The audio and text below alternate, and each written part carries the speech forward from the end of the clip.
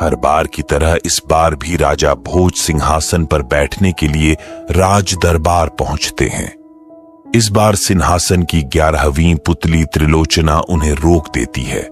फिर वह राजा विक्रमादित्य के गुणों के बारे में बताने के लिए महायज्ञ का एक किस्सा सुनाने लगती है। एक बार राजा विक्रमादित्य ने राज्य की खुशहाली के लिए महायज्ञ करने की घोषणा की।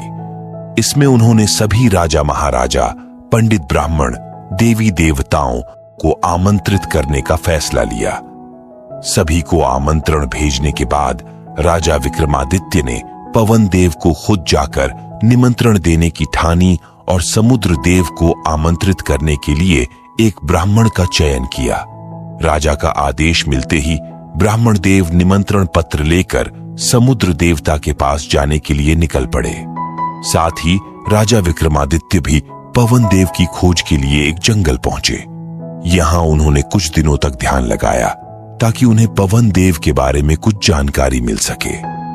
मां काली ने उनके ध्यान से खुश होकर राजा विक्रमादित्य को बताया कि पवन देव सुमेरु पर्वत पर रहते हैं। पवन देव के बारे में पता चलते ही राजा ने बेताल को बुलाया।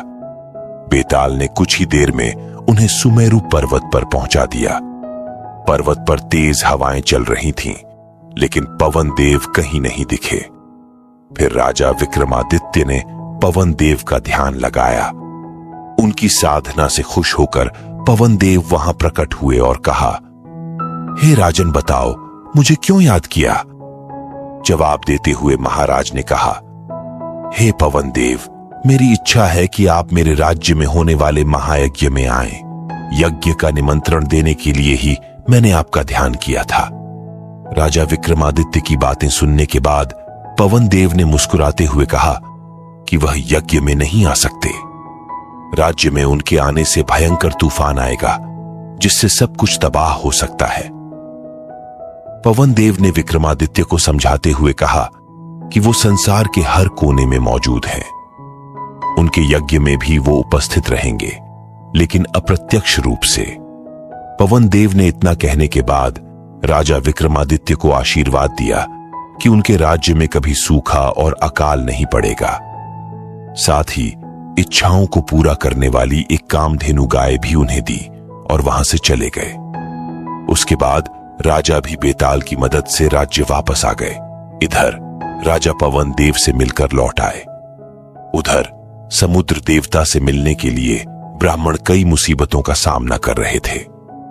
जैसे तैसे वह सागर के पास पहुंचे और समुद्र देवता को कई बार बुलाया, लेकिन समुद्र देवता प्रकट नहीं हुए।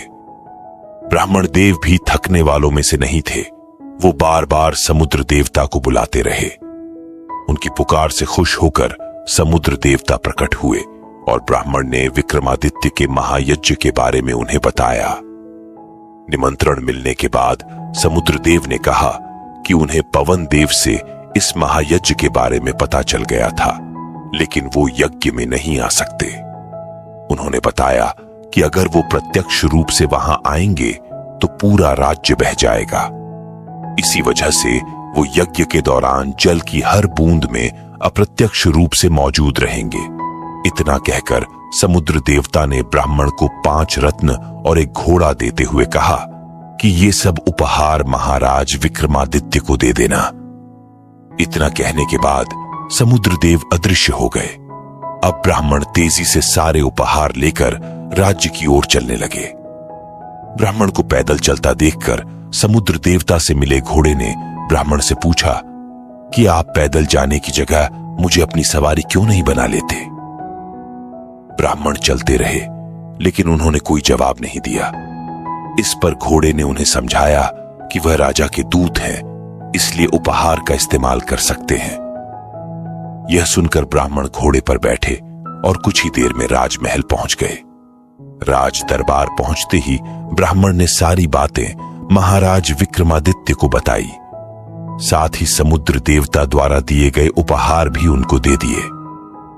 राजा ने खुश होकर कहा कि आपने अपना काम बहुत अच्छे से किया है, इसलिए इन सभी भेंट को आप रख लें। ब्राह्मण घोड़ा और रत्न लेकर खुशी खुशी अपने घर को लौट गए। इस कहानी को सुनाने के बाद 11वीं पुतली सिंहासन से उड़ गई। कहानी से सीख, कोशिश करने से हर काम पूरा हो जाता है। राजा विक्रमादित्य ने भी अंतिम समय तक कोशिश नहीं छोड़ी और आखिरकार पवन देव को उनके सामने आना ही पड़ा।